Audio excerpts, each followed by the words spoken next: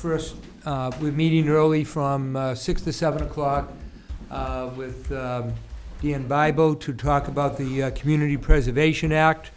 And we'll turn it over to you, Dan. Okay, thank you. The reason I called this meeting was not to, well, to present some information about the Community Preservation Act and to answer questions that people might have and to gauge the interest that people who I thought would be representative of groups who would benefit from this, to find out if they're interested. Because as some of you know, we had presented this to a town meeting about 7 years ago, something like that. And I was on a study committee. I was the chair of the study committee, and I think I did a pretty poor job in explaining what the Community Preservation Act was.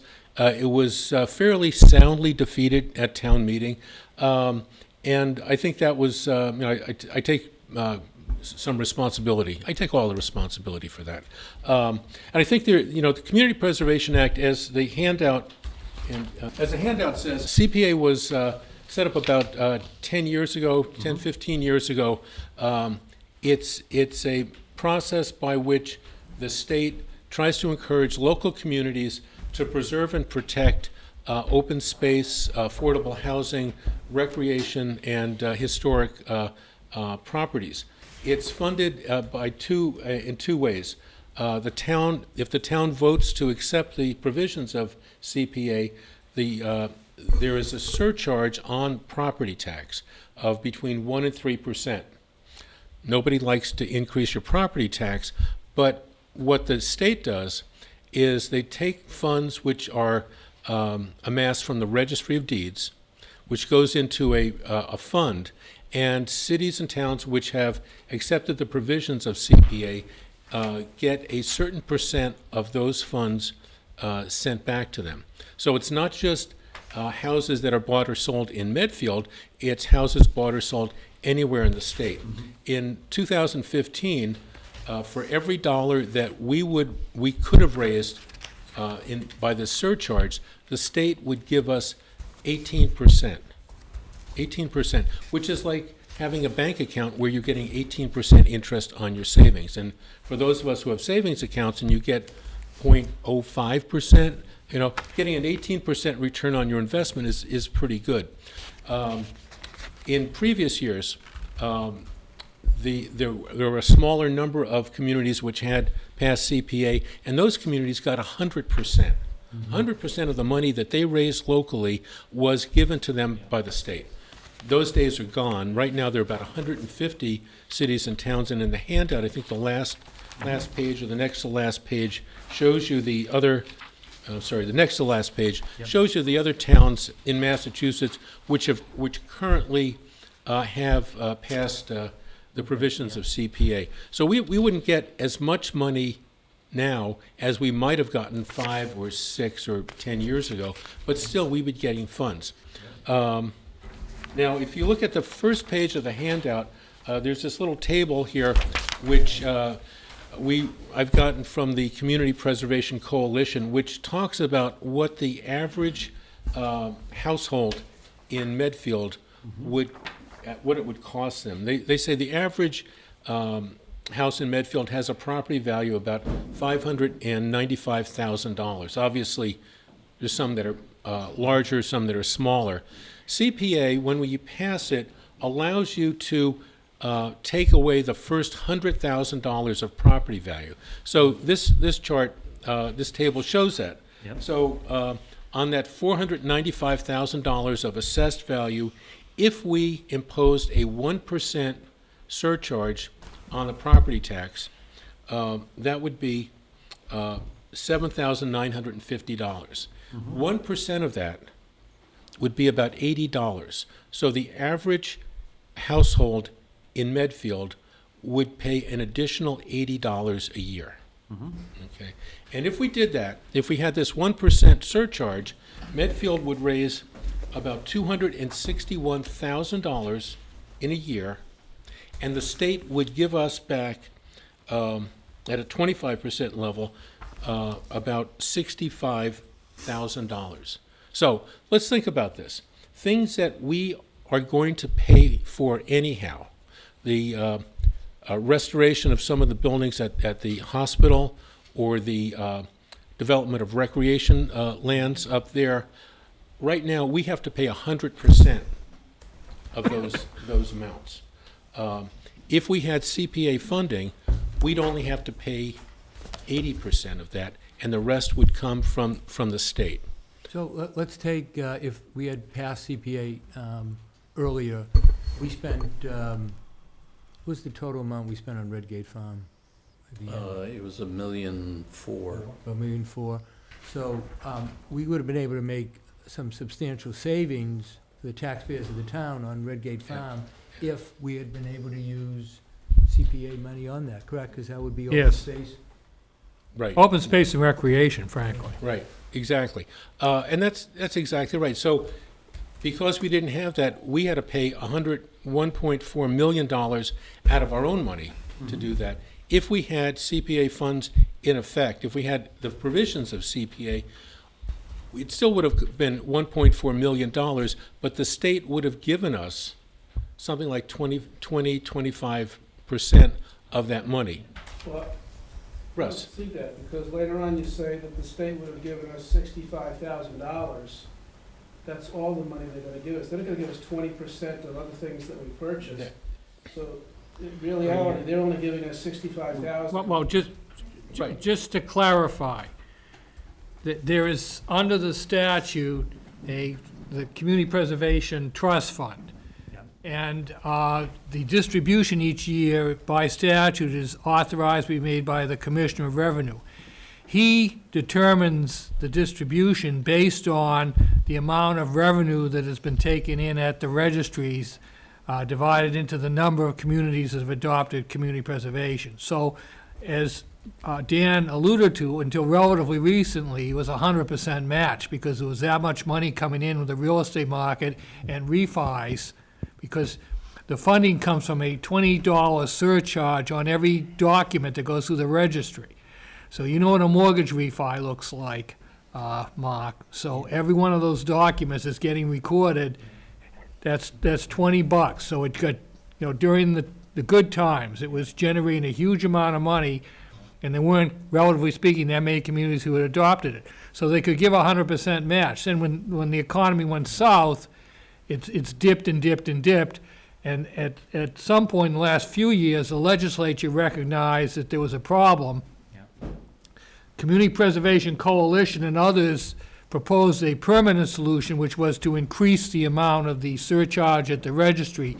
That didn't fly, and instead, the last several years, the legislature has been voting from surplus funds at the end of the year. The last 2 years, it's been 10 million. The year before that, it was 20. So when you're freezing a point in time, it's kind of deceptive, because you don't know, going back, you'd have to see what the matches were, and all we know is what's happened up until now, and as of this year, it's projected to be 18%, but that's the lowest it's been up till now. I think the other point, and Russ, you make a good point, that if we wanted $1 million, we're obviously not going to get that from this, but you can bank the money.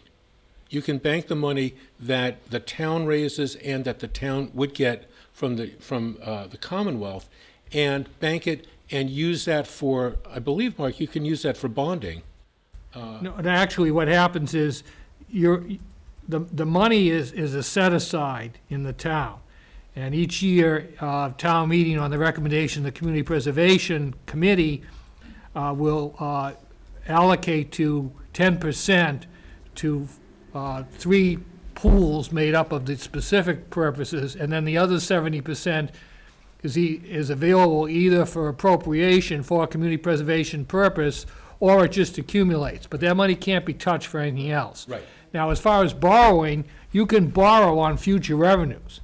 There's provision in the statute, if you borrow, you're locked into community preservation, at least to the extent of the borrowing. You can't repeal it or reduce it later on below what's necessary to service the borrowing. But it's still, the reality is that the amount of money you get in any one particular year doesn't have to be spent in that year. Right, that's absolutely You right. can accumulate it for things where We know that we're going to have to be spending money for, Mike, I think you pointed out the school committee is going to need funds to restore or renovate the fields at some point. Yeah. That money, if we had CPA funds, that could be one of the things it could be used for. We know we're going to have to spend some real money to preserve and protect the buildings and the land at the hospital. But the purpose of this meeting is not to say, let's do this. The purpose of the meeting is to ask you people and the selectmen, is this something that's worth pursuing? I personally think it is, because we're going to have to spend money to do things anyhow. Right. And the question is, how do we get the funds? One way to get funds is to have a warrant at town meeting and say, we need $1 million to do this, and it's voted up or down. If we had CPA funding, we could say we can use part of that money to do some of the things that we think we should do anyhow, whether it's preservation of the historic buildings that we have, Dwight Derby or Lowell Mason, whether it's to acquire affordable housing, whether it's to maintain our open space or recreation space, and any number of things it can be used for. The question is, to this group, is this worth pursuing? This is not something that the selectmen can do themselves. This is not something that any one individual can do. If the community thinks this is a good idea, and if you folks think it's a good idea, and you can talk to the people who you deal with, and they think it's a good idea, then I think it's worth pursuing. But it's a hard sell. Mm-hmm. Anytime you're saying, let's raise our taxes, I pay taxes. I think I agree, because I think you would have to convince or show, if the average homeowner is going to be putting an additional approximately $80 a year, correct? Yeah. So what's the savings? So maybe, Mark, you have a lot of experience, and I know Medway's different from Medfield, but have you seen over the years that amount of whatever that is in Medway of additional tax revenue, that it's being offset in savings because what Medway is doing with CPA? Yeah, a couple of things. To emphasize Medway being different from Medfield, Medway had never made any kind of purchases of open space. So when community preservation was adopted, that was a ready source of funding. But really the significance, and by way of comparison to Medfield, was a relatively recent amendment to the Community Preservation Act, which allowed much more flexibility. Up until that amendment, you could use the money, obviously, to acquire land for open space and recreation, but if you did not acquire the land with if you did not acquire recreation land with community preservation funds in the first place, you could not expend community preservation funds on the land. So you couldn't improve or upgrade fields, playgrounds, what have you. There was an amendment as a result of a Newton case that allowed more flexibility. So now you can use community preservation funds to improve or upgrade, but not maintain existing recreation facilities. The only caveat to that is that in the case of turf fields, artificial turf fields, you cannot actually purchase the artificial turf with community preservation funds. That being said, you can do all the engineering and everything else, even the installation. You just can't purchase the turf itself with community preservation funds. So in that case, you would have like a double source of appropriation at a town meeting. So do you think, in the case of the town of Medway, that, Medway's been in it for how many years? Right from the get-go. It's one of the few things they've ever done really proactive. So has that been an advantage for the taxpayers of Medway, or a disadvantage? Yeah, in terms of the quality of life in Medway, because but for that, we would not have acquired a whole lot of open space. We would not have gone in and preserved some properties that otherwise would have been lost. We were fortunate to get in at the ground floors, so to speak, and for the first 10 or so years, we got the 100% match. Also, Medway went in at 3%. So even since the match has dropped, what happens when there aren't sufficient funds to give everybody a 100% match, there's a formula and a mechanism in the statute whereby everybody gets a first-round distribution based on what the Commission of Revenue has determined, and then those communities that are at 3% take part in a second and a third round. And so that has significantly increased what our reimbursement has been even in the last few years. So then, is it better for the town to be at 3% versus 1%? I mean, obviously, it's my feeling, yeah, given the numbers for, and I write an advocacy piece for the annual report every year, making this pitch that it's relatively small bucks for the formula in Medway, given their tax rate at 3%, with a house that's worth less, say $350 or so. It's a little over $100 a quarter, I think. So naturally, Dan figures at 1% of $80 a year, so if we went to the 3%, that would be, Yeah. It's like in Medway, I have an example like the one that Dan did. So at 3%, and in a $350,000 house, the annual CPA assessment last year would have been about $137. So for that, my argument is that's $12 a month. That's that's really chump change. Sure. Yeah, Russ? So I have a couple of questions on the numbers, first of all, to get squared away here. So you're talking about at this 1% formula, you're talking about $80 per household. How many households do we have in Medfield? I thought it was like 1,000 around 40, plus. how many? 4,000, a little over 4,000. Yeah, so I was figuring 42,000. It seems like that's a higher number than this 261,000 that's used here. Well, I mean, I thought it was 4,600 households, which would be 368,000. So I'm not sure how the 261 came. It's actually per housing unit, because we don't tax the household, we tax the property they live Real in. estate. Oh, so the Ownership. rentals that are multi-family. Rentals wouldn't pay it because it would be figured in the value of the landlord landlord would would pay pay it So based how on the value many, of how the many house. how many properties do we I- tax I- times this 80? I think we have somewhere probably housing units, we probably have around 3,800 would be my guess. And that comes to the 261? I'd have to get the calculator out. I haven't Okay, figured so these- let's I didn't leave do that this one for now. calculation, I So the don't- 25% level that's used here, that's based on a 1% surcharge. that was, these were figures that we got from From the that I got state. from the Community Preservation Coalition.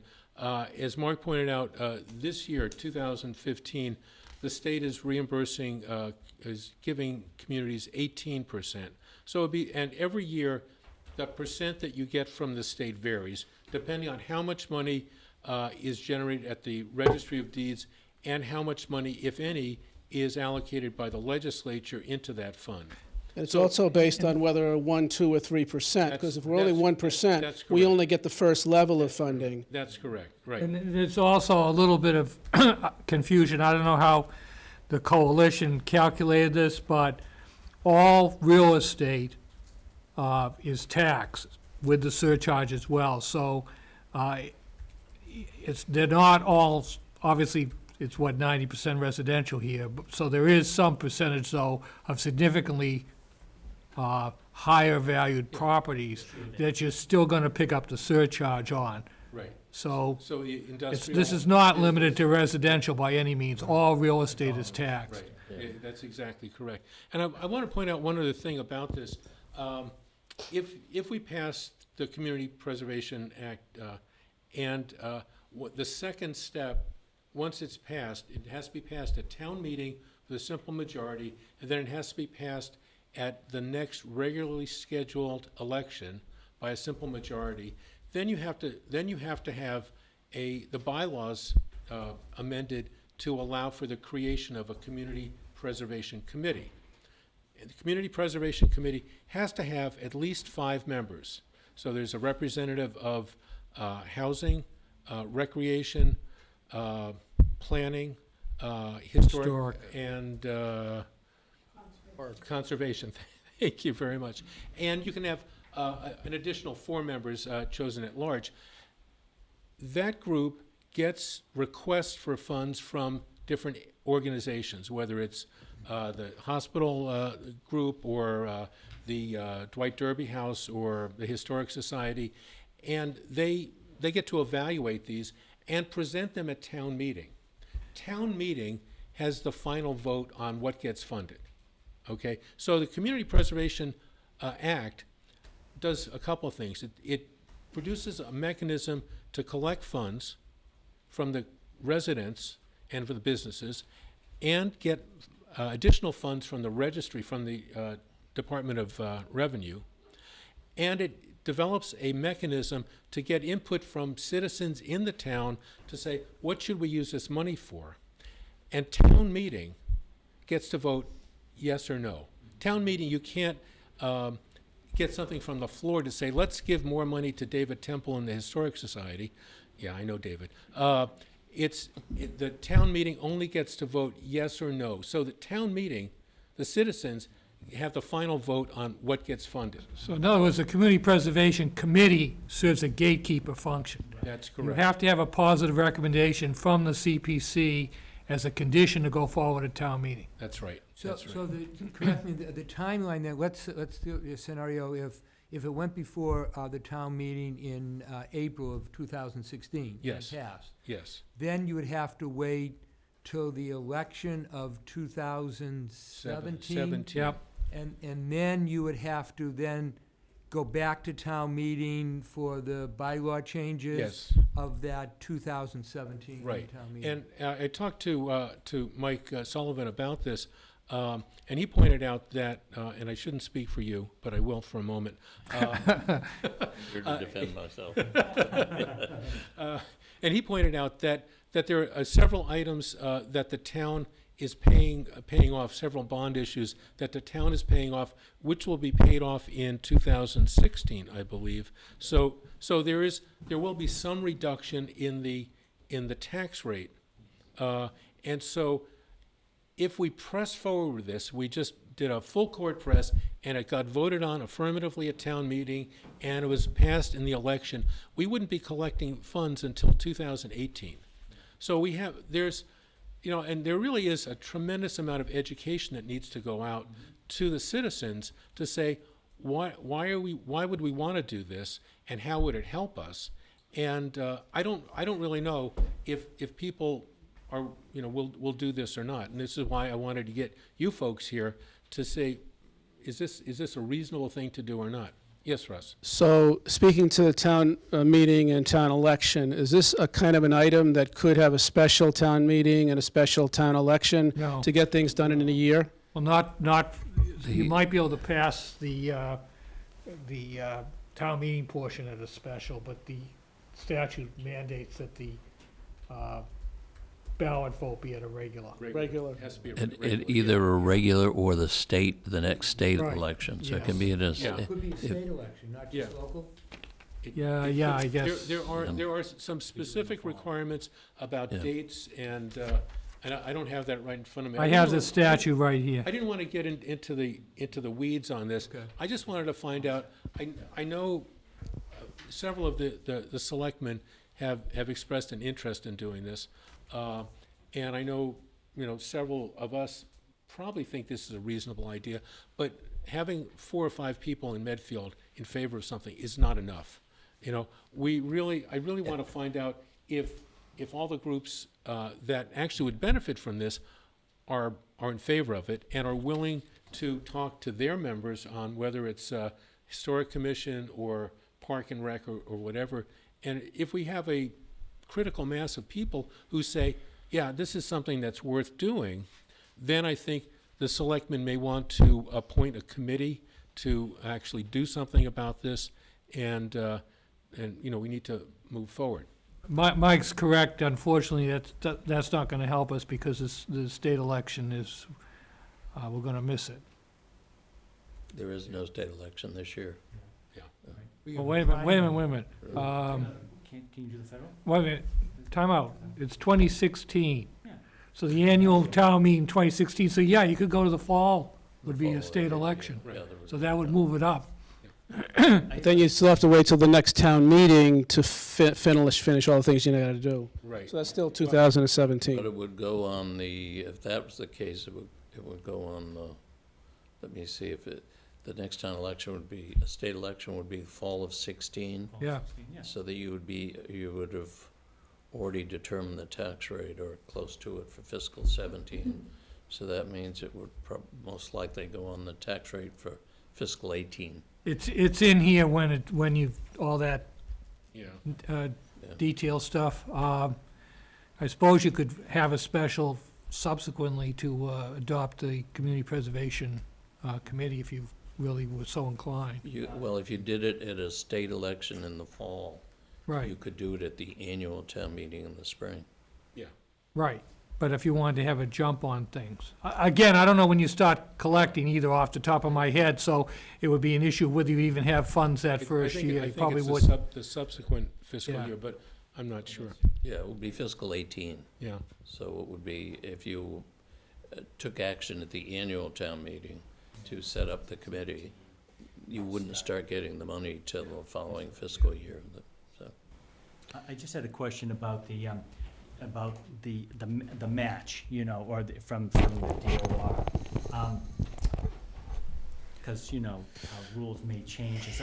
Does Medfield get, I guess, do they treat all the towns equally? So that if you've got 3% and they look at and say they're gonna do 18% this year, do they give 18% of Medfield's thing and 18% of Medway's and 18% of Boston's? Or do they make little things, well, Medfield's kind of a rich town, No. we're gonna cut them back? The Is it first, fair? the first round is across the boards.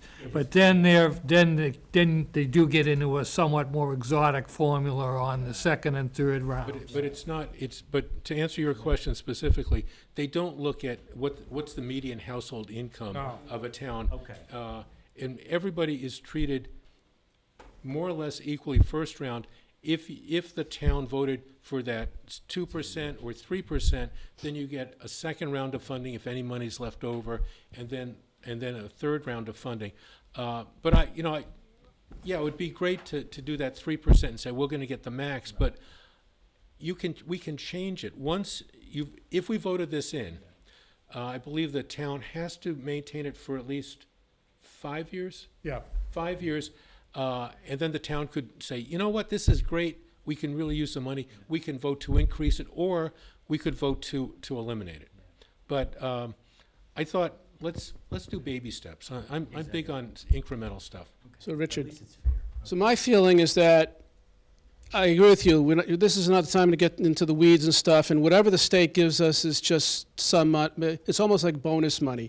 To me, it sounds like what we have to sell to the town is the idea of setting up a self-imposed savings account specifically for this type of purchases by the town, so that in the future we have some money on the side to be used. I think that's what we're selling the town. The town either wants to set this 1 to 3% extra sales, extra tax that I'm going to do, or not, because the town's going to buy the land or do the things that they want to do anyway. Really, it's just, and then whatever the state gives us is just bonus gravy money. So we should be really concentrating on setting up this forced savings account, and then just whatever the state gives us is a little extra. Right. I think that's absolutely correct. I think that's a nice way to put it. I look at it like it is a savings account, and even if we got 5% interest on that, that would be pretty good. It's about 100 times better than we're getting now from Bank of America.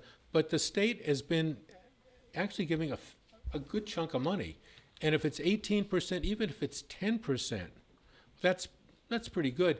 And what's been happening, I heard an item on WBOR this morning that housing sales in Massachusetts are up 20% from this period a year ago. So the economy is improving. Property is being bought and sold.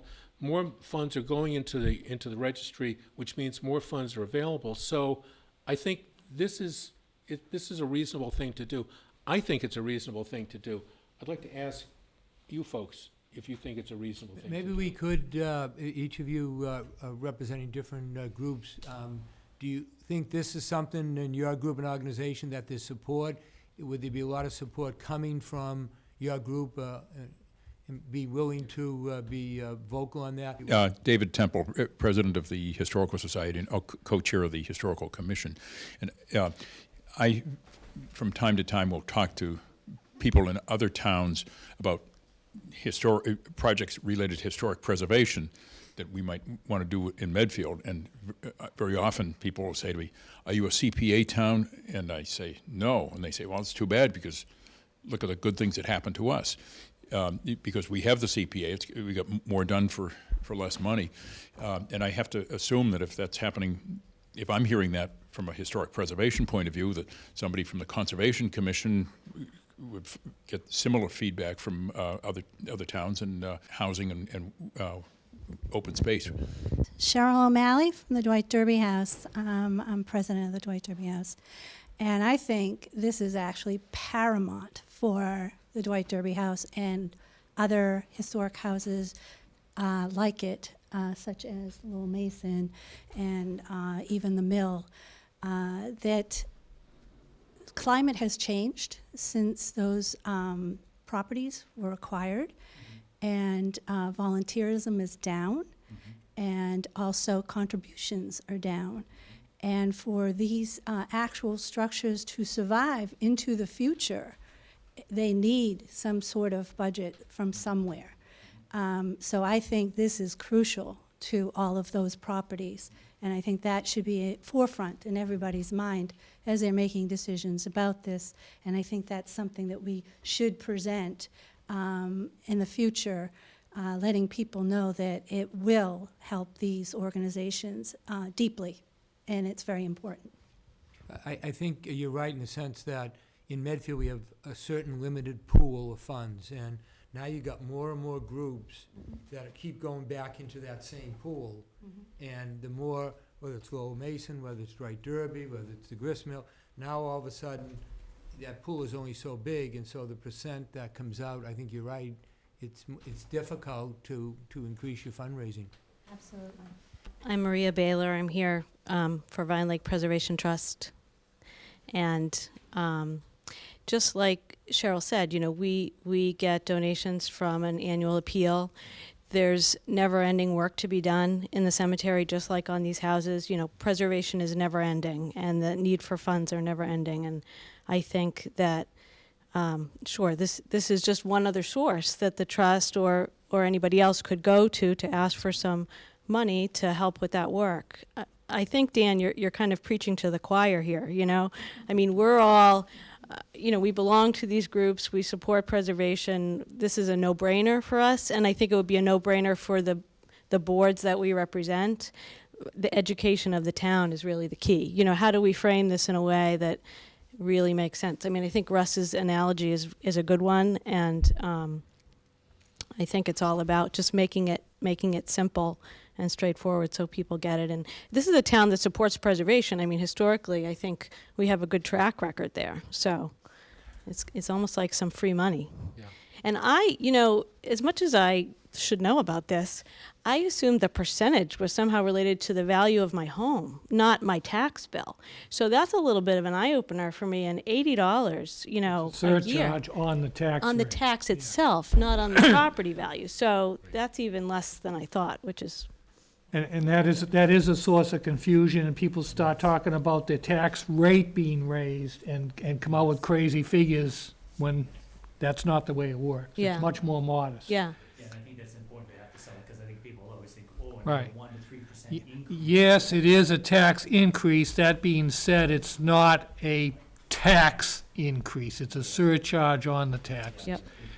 Good. And I just wanted to elaborate on Maria's point, which is that in a lot of the suburban communities, Medway included, the driving force was open space acquisition and monies to do that. I think that's less of an issue here, given the huge amount of protected land. So I think from going forward, you'd be well advised to come up with a list of various projects that would be eligible and are needed, given applying the matrix that Community Preservation Coalition gave you, come up with a list of of things that can be used to interest people in supporting it. Right. I'm Leslie Willits, conservation agent for the town. The commissioners talk about this a lot, but since there was no movement going on about, looking to start a commission again, they've taken no action on it. The eye-opener was last year when the Register of Norfolk Registry of Deeds sent out, Medfield would have received, and I think it was $54,000 just for last year. All right. So if you take that, as an average number and you put it across the 10 years that this Community Preservation Act has been enforced, that's quite a bit of money that Medfield gave to other towns in the Commonwealth. So I think they would be interested in, looking at this and the various things it can be used for. Great, thank you. Thank you. I had wondered if it is enacted, I believe you said it could be repealed Right. if the town wanted.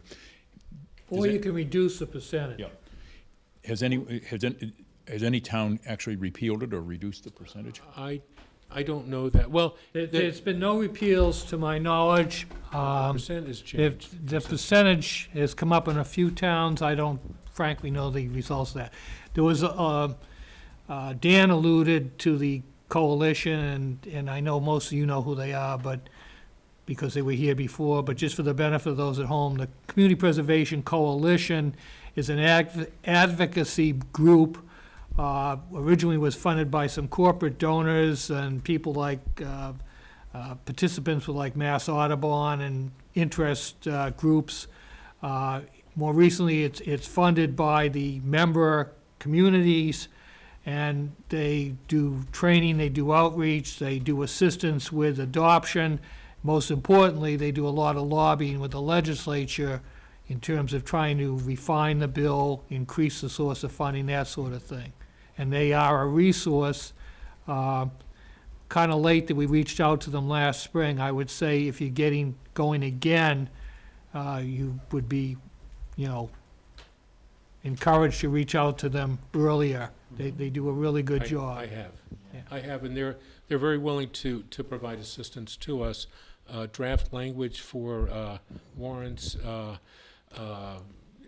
case studies of other communities, the press releases that other communities have used, and the informational stuff that has gone out. So yeah, they are a resource. They're very willing to help us, but we have to do the bulk of the work ourselves.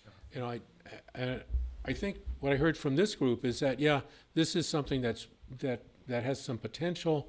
And I think the other thing that we need to think about, it's not just historic preservation, although we have 4 groups here that are dealing with historic preservation. It's also the recreation and open space. And I think when we think of all the soccer fields and the ball fields that we've paid for ourselves, and I've never played soccer in my life, so it hasn't done me any good at all. But, we have a lot of families in town that like those and want to preserve them and protect them. And I think we need to, whoever needs to reach out to those groups as well. So I think it sounds to me like there is at least some interest in pursuing this. There's also what's called community as opposed to affordable housing component.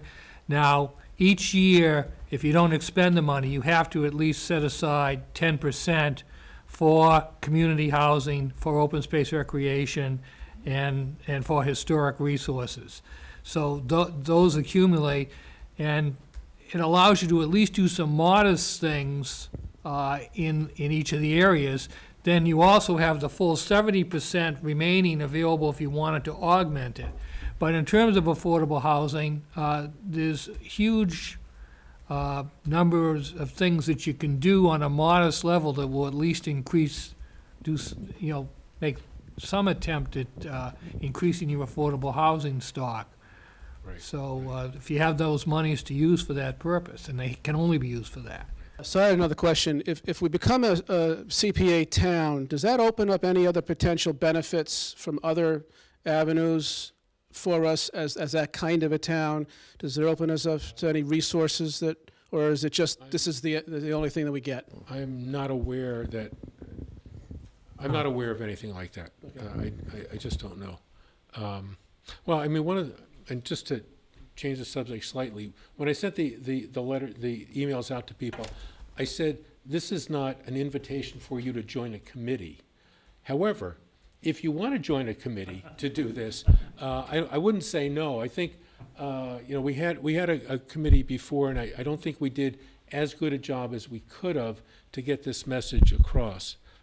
I think if just a follow-up to that, it's not so much just the individuals here, but the question would be, are the organizations and those that work with you in the different groups, is there a grassroots support that would be willing of other members to push this and take part in this? Or is this something that's more passive? I mean, you're speaking as different individual chairs and leaders, of the different groups. In the number of people that are in your organizations, do you see that there would also be a lot of support coming out from the different board members and others that you come in contact with in the different groups?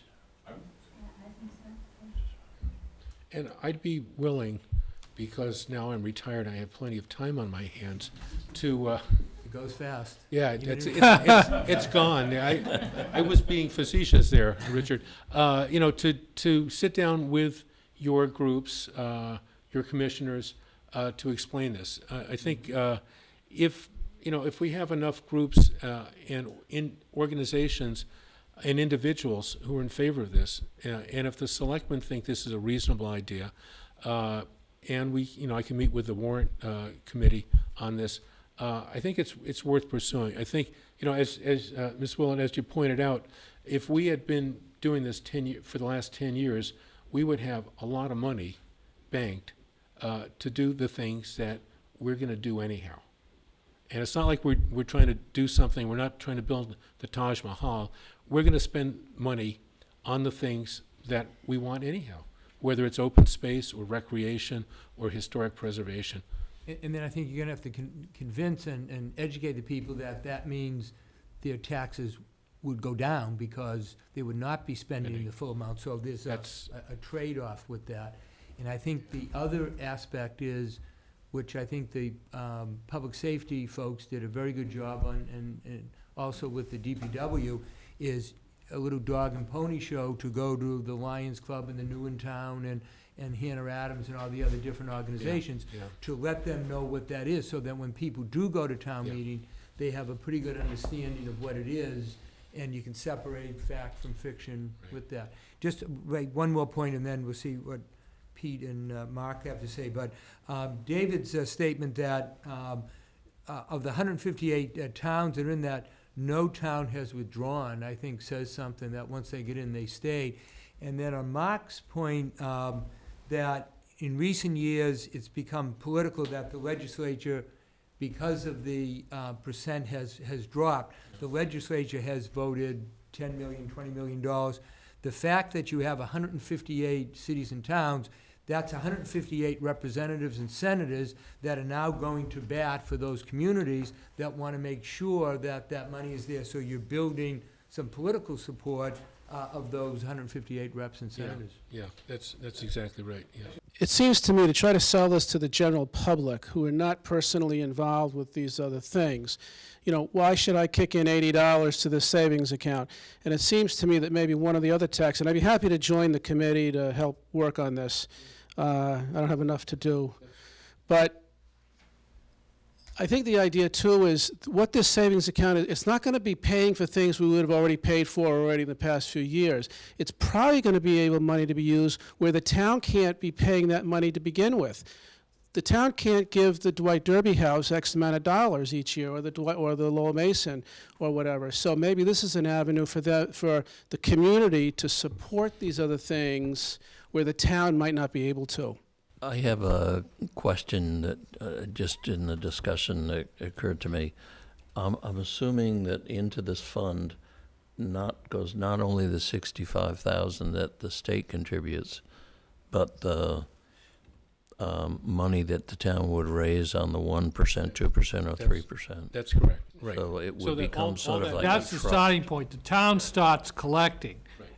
That happens first. Right. And then, once a year, there's a distribution by DOR in arrears. It'll be coming up in a month or so, Okay, so the town surcharge would be put into whenever the statute trust or authorizes it to go into stabilization effect. fund, something, right. and then the money Or from the it goes state into would be a added to it. specialized account it's called the Community Preservation Fund. It's specified in the statute, and there's Right. very specifics in the statute as to how that's managed. Pete, any comments? Sure, thank you. For me, the Community Preservation Act is all about the state matching money. This is money that we're leaving on the table every year. This is money that we could have in our treasury that we could use to do our Medfield tasks with. The other figure that the Registrar of Deeds sends around every year is the amount that we contribute, that we pay to the registry in these surcharge fees that were going to the other towns in Massachusetts, the 158 that are part of the Community Preservation Act. This is a tax savings mechanism for Medfield. We're leaving money on the table. We could lower our property taxes by taxing ourselves in advance for these things, these areas that we know we're going to spend money on in the future. The only reason to not do the Community Preservation Act is if you're moving out of town next year and you don't want to pay in advance. Because in the long run, by doing this, paying in advance, we're going to save money because of the state matching money we're going to get. And the only other reason to not support it is if you don't want to, if you don't think the town is going to spend money on those three areas: the historic preservation, the open spaces, and the housing. And those are areas in which we have always spent money in the past. There's no question that we're going to spend money on those in the future. And so that for me, we're leaving money on the table every year, and it's going to the other 158 cities and towns in the state, and we should be adopting this. We should have adopted it right at the outset at the 3% level, because the more we tax ourselves, the more money we are going to save. It's a savings measure. Yeah. And, Mark? Well, I think it's what helps a lot for me now is the fact that we've got so much more flexibility, I think, is how the funds can be used. Because initially, the way it was proposed, it was very limited, and I think that had some drawbacks to me personally, because you didn't have the flexibility I felt to be able to go forward with this. But I think, as Russ had alluded to, we've got a number of structures and things like this in town that need help, because the fundraising is really hard to do. Dwight Derby House and Lowell Mason House and other things like that.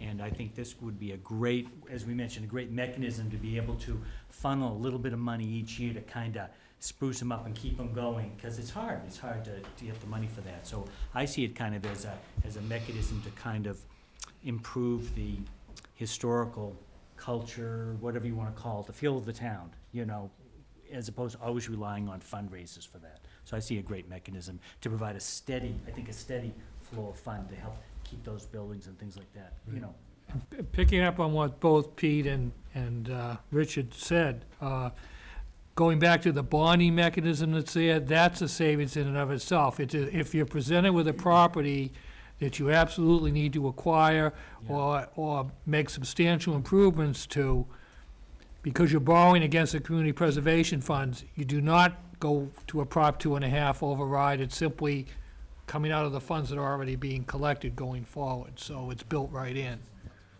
I think there's a lot of education that I need to get for myself to understand some of the details of this, some of the minutia of this. I mean, the bonding stuff. There's, I think one of the problems with town meeting, although I think on Saturday Mark said it's the most pure form of democracy.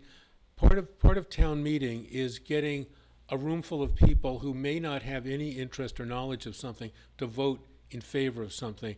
And I think if you overwhelm them with details, it gets kind of confusing. So I think there's a lot of education that we need to do to present the things that Russ was saying, the things that that you were saying, Mark and Pete, I think there's a lot of education. I think it's got to be done in a very methodical way, with a lot of public hearings or meetings, just like they did with the public safety building.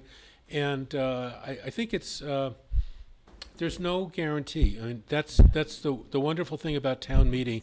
You have absolutely no idea how it's going to turn out, which is both good and bad sometimes. So I think there's a lot of positives here, but there's a lot of work that needs to be done if we want to move forward with this. Well, let me just say that, and I'm in complete agreement with Pete's idea that it is tax saving, and it's lower property taxes, and Mark's point of just the quality of life Yeah. kind of issues that are there. So I'm in complete agreement with that. I think maybe, which is the reason you came here, my suggestion might be if you could come back to us by the next meeting, and maybe we can publicly advertise, so to speak, now, if there are individuals willing to serve on such a committee, and maybe you could beat the bushes a little bit there to see if there are individuals that be willing to serve, Yeah. and then maybe at our next meeting, we could actually appoint a committee to look into this, so that when we go to town meeting, it would have the answers, and as you say, going to the other boards in town and explaining and educating what exactly this means. Okay, all right. I think that's the right thing to do.